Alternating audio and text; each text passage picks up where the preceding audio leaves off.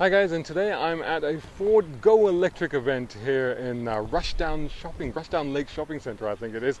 About an hour and a half drive out from London. So what they do is they set up, this is like a roadshow thing that they take all around the country, different places, set it up, and it gives people an opportunity to take a look at some of their hybrid electrified cars, so hybrid cars and full electric cars. Talking of full electric cars, you see behind me, there is a Mach-E. And this Mach-E is an all-wheel drive. It's an extended range in black. It's got 351 brake horsepower, about 580 newton meters of speed, top speed of 111 miles per hour, and 0 to 62 miles per hour acceleration in 5.8 seconds. The cost is about £57,000 for one of these, and high-powered 10 to 80% charge, 45 minutes. 18.7 kilowatt per 100 kilometer consumption is what they're saying. So since there's an opportunity to try the car, I think I'll take one out and do a quick drive of the car. Now I am getting one of these in a few weeks and I'll do a full review at that point, so stay tuned for that on the channel on youtube.com/browncarguy, and of course follow my hashtag browncarguy, and of course check out browncarguy.com. So there will be a full review coming, and I'll do that later on. So today I'll just take it out for a bit of a drive, do a quick first impressions on the car and see what we think of it.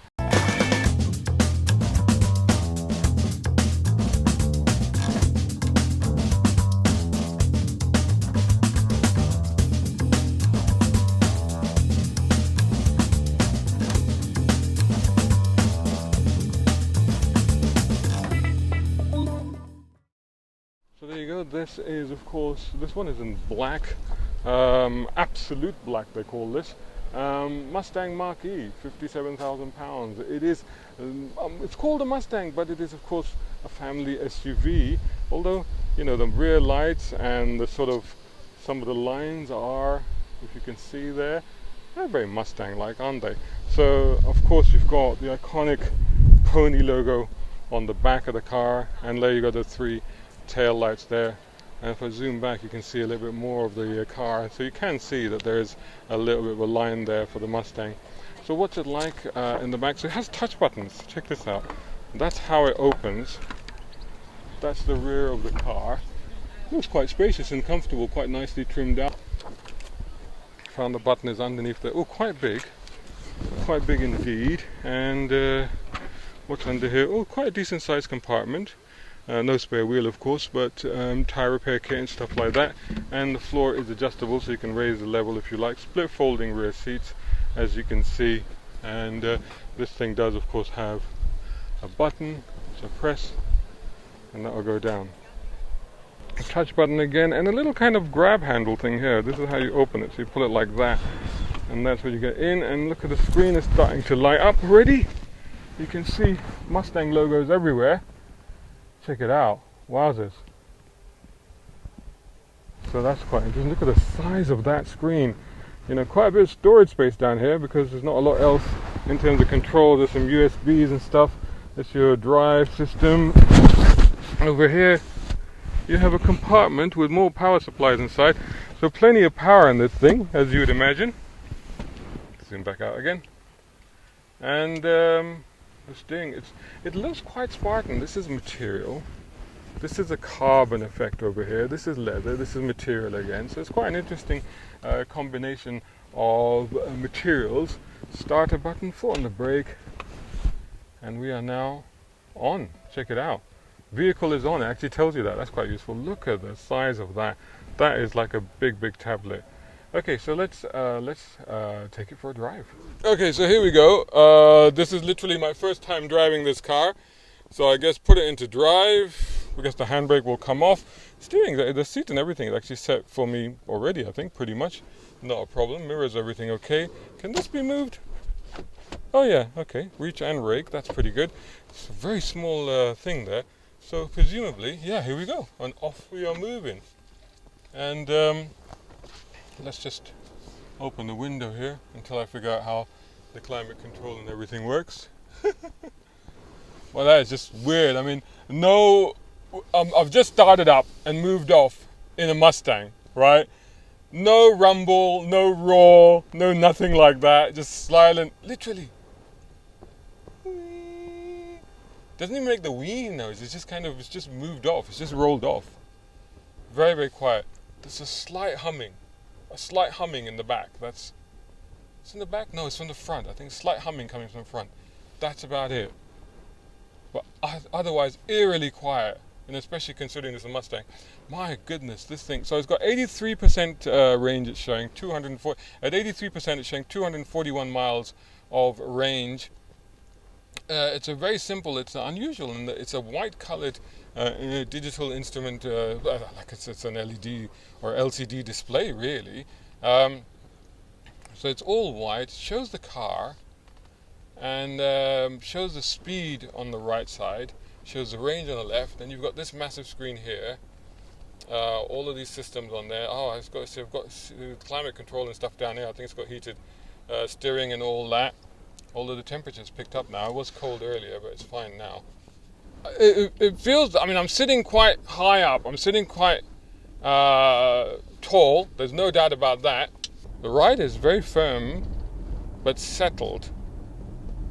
Nicely planted. Brakes need a little bit of a prodding. A little bit of a prodding needed by the brakes, which is unsurprising. Again, you know, it's I don't know what this car weighs, but it is full electric, so it's got a ton of batteries on it, I'm sure. Not bad response. I think they are going to do, there's going to be a more powerful version or a more sportier version of this. But the immediate throttle response is quite gentle. It's quite linear. It's quite measured. You know, it's not like it's going crazy. But I've just used gentle responses, like I've said. Okay, 2 black lines. Oh, okay, right, yes. So you go beyond that first, half an inch or so, and then you start to see it. The thing about coming to events and driving electric cars, obviously, I'm not concerned about the range anxiety isn't there really, because I'm like, oh, you know what, it's enough for me to do the route and then I'll get back and I'll give it to them. It's their problem, But it's interesting to keep an eye on it. It's holding pretty steady at 81%, 234 miles it's showing. So getting up at motorway speeds now, and again cruising very well. Pretty quiet, pretty refined. I wonder if I can lower the seat. So I am at its lowest setting, and I feel it's quite a high seating position. It's quite an upright and high seating position. So it's quite interesting in that sense. This is very different from the Mustang experience that you might be that you might recall or that you might have been expecting. But it's all right. It's not bad, and it feels like a substantial car, shall we say, from behind the wheel. Not that it's proving an issue, not so far. I mean, it's just mostly been on B roads and motorways. Again, it'd be interesting to try it in the London area and see what it feels like there. But so far, not been a problem. Although you can feel that it's a largish car. So a slightly more bumpier road here, and certainly. Oh, there we go. Yeah, now you can start to feel it. And again, it's that thing that I keep saying I think is endemic of electric cars because of the rigid platform. That you do get a bit of transmission through the surface. So in electric cars, you get that the one pedal thing. I'm not seeing the one pedal thing in here. This would take some getting used to, I reckon. There's a car thing here. Drive modes, active. It's in active mode. So I'm guessing balanced drive, fun and engaging. Whisper mode is seamless, calm and quiet. And untamed, exhilarating drive. Oh, okay, let's go into untamed mode. Oh, you do have the one pedal mode. Let's switch it onto the one pedal mode. Let's see what that's like. Okay, so it held on the brake there. That's interesting the way that they've done that. And it's quite nice as well, actually. When you start to, look at this, the screen is through the knob there. That's very interesting. I guess when you start to get used to it, when you start to understand what all of those driver assistance systems on here, valet mode, parking mode. Now I can feel the one pedal system. It's not braking too harshly, but when I lift off, I can definitely feel the difference from before. So exhilarating mode. Let's just slow down a bit, clear a bit of space, and floor it. We're doing about 30 miles an hour. Whoa! Okay, yeah, that was. Yeah, that was quite an instant response, let's put it that way. Yeah, you definitely feel the response. So that's pretty impressive, actually. So considering the what is the power on this one? 351, so about 350 brake. Oh yeah, one pedal mode. Another one pedal mode will take getting used to. It's quite abrupt actually. So you have you have to learn how to feather the throttle a little bit in this one. So that's pretty good. Yeah. Oh yeah, even in mid-range, even with a slight bit of throttle, but oh man, yeah, this does move. Okay, so now this bit is a Mustang bit. This bit is the Mustang bit. A little bit of a rough road there, and you do straight away you feel it. It's not that it's uncomfortable or jarring, it's just that the transmission is there, you do feel it. It's very quiet otherwise, very refined. Looking across, it doesn't feel, like I said, sitting here it feels like a largish car, but looking across, I can reach across the door, no problem at all. So it seems quite manageable. The brakes, initial bit of travel, and then you get the bite, as you often do in largish cars. There you go. I'll tell you what, turns in well, responds well. That one pedal thing is a little bit on the aggressive side, so I might have to turn that back off again. But I wonder how much I'm recouping. I've been driving it a little bit more spiritedly now, so I've dropped the range to 79%, 228 miles. Still not, not any cause for concern. But this, it's interesting because the one pedal thing works when you're moving along like this. It's when you're trying to, trying to park it on the one pedal would be quite difficult. You'd have to turn it off at that point just to get the smoothness of movement at lower speeds. That would be a thing. So just trying to use this whilst on the go, and again, it's nice to be able to do this. So you can just touch the top of the screen and then all the buttons come up here on the top. That's quite handy. I don't know if you can see that in that screen. But over here, when you have to go through this a little bit, you have to be a little bit more tentative about how you're placing your fingers, especially when you're on the go. It's interesting though. So there you go. This is first experience in this very unique Mustang. As a Mustang fan, there are elements of the performance, the intoxication of the acceleration and stuff like that certainly appeal. It's a very practical car. It seems like, certainly, and it'll be interesting to try this in town when I do the longer review.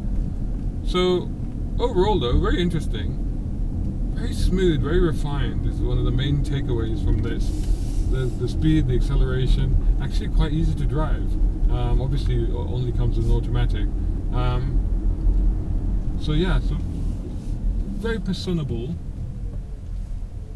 friendly car, I would say. Is that something you normally associate with a Mustang? Maybe.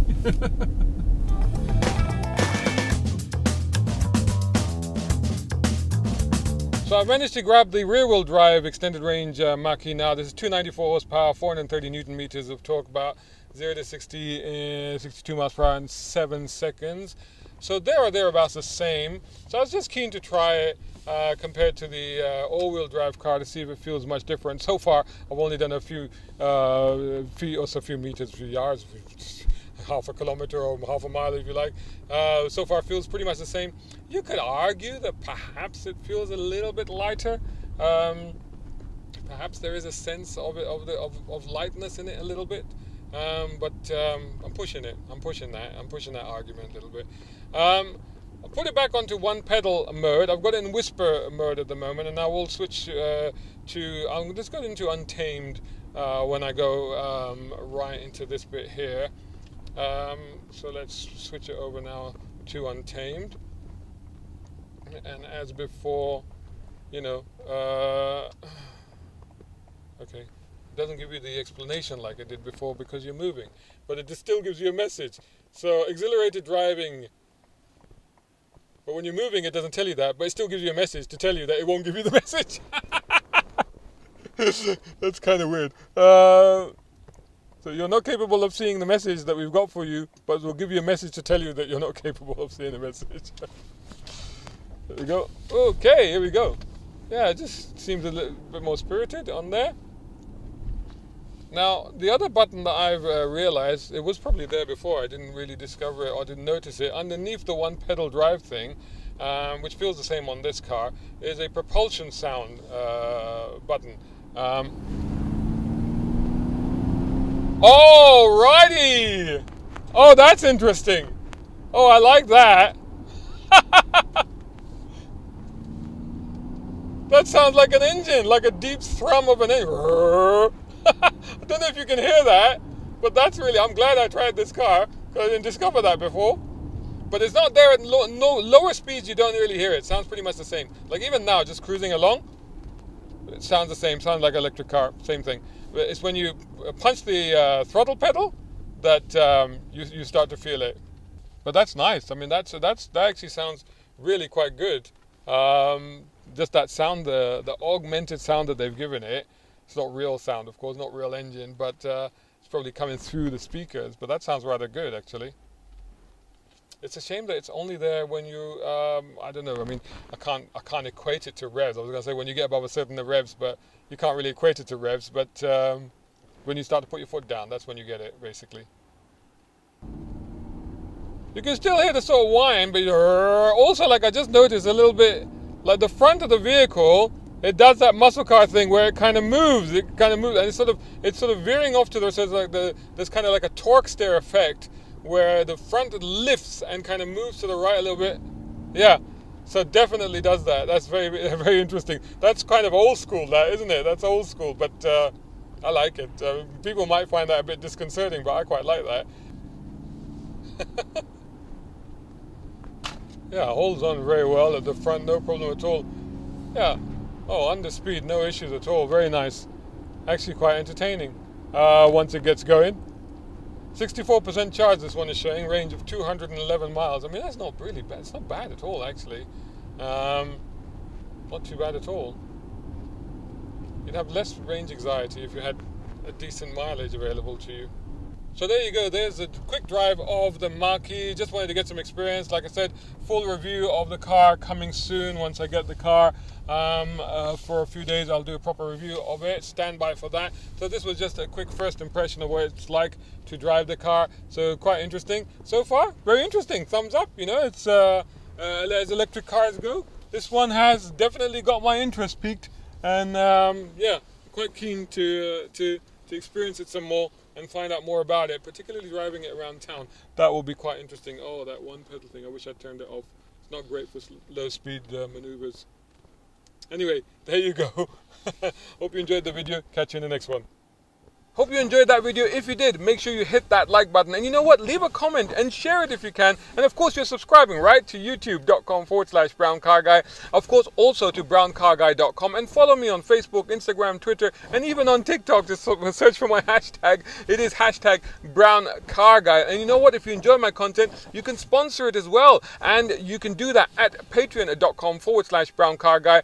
And your name will appear like these gentlemen coming up here on my content at the end of the video, in my written text, and on some of my Instagram posts. And that's a reach of what, 350,000 views in total on my YouTube channel, 2,000 plus subscribers, nearly 8,000 followers on Instagram. So you know what, if you have something to promote, you're most welcome to do that. And you can do that from as little as £2 or $2 a month, the price of buying me a coffee. You do that, right? And you can join this incredible lineup coming up on the screen, which of course includes Muhammad Humaid over in UAE, Partha Srinivasan in India, Tom Conway Gordon here in the UK, Isaac Boshard over in America, Reza Adil here in the UK, also Muhammad Qasim here, Siraj Abbasi here, Mark Waddell in Canada, Zaka Kogiani over in America, and a dear childhood school buddy of mine, Shaheer Hakki, also over in America. See your name coming up here. Just head over to patreon.com/browncarguy, and I'll see you all in the next video.